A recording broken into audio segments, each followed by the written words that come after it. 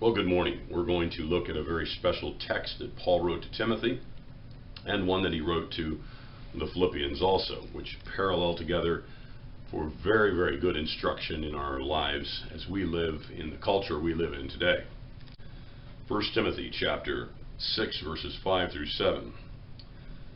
This is the constant friction between people of depraved mind and deprived of the truth, who suppose that godliness is a means of gain.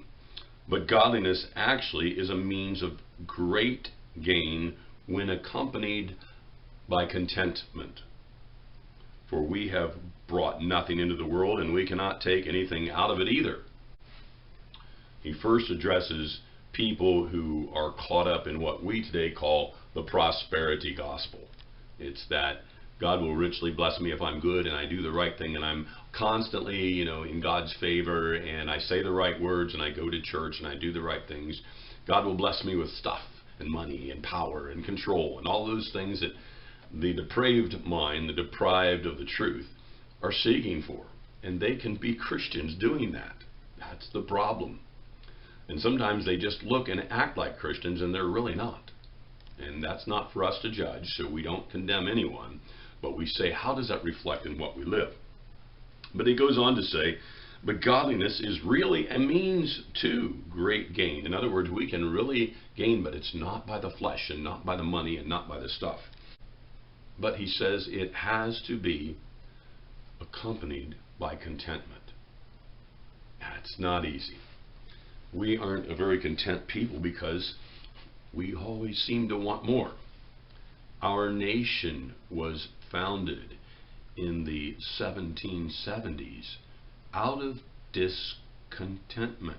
Now, you can read into that all you want, but that tells us a little bit why we're where we are in the political state of the United States of America today. It really does. Some people don't want to go there because they've convinced themselves that America was founded to be a Christian nation. And I'm not saying there weren't Christians there who obviously were involved in the founding of our nation and who loved the Lord very, very much. I'm saying, what was the underlying motive and why are we in the state of disrepair that our nation is in currently? Well, so we understand that contentment is a spiritual position. And then Paul articulates this very good to the church at Philippi in the 4th chapter, verses 10 through 12.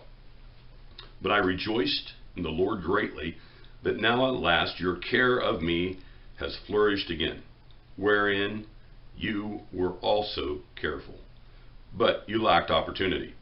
Not that I speak in respect of wanting, for I have learned in whatsoever state I am in therewith to be content. And I know both how to be abased, and I know how to abound everywhere and in all things. And I am instructed both to be full and to be hungry, both to abound and to suffer need. Paul says none of that out there in the tangibles really matters.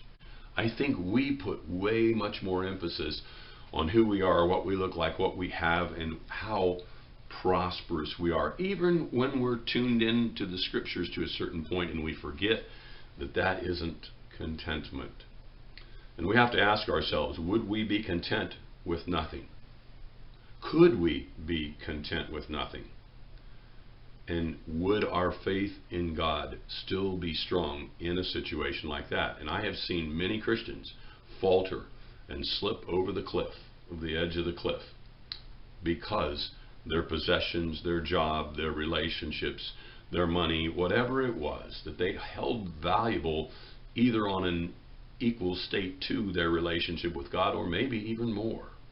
Now again, not condemning people who say they're Christians, because we have no right to judge. But we can see and we can understand what's going on when we examine how people remain content or how they don't in their circumstances. And that's something we all need to consider in the materialistic society and culture we live in.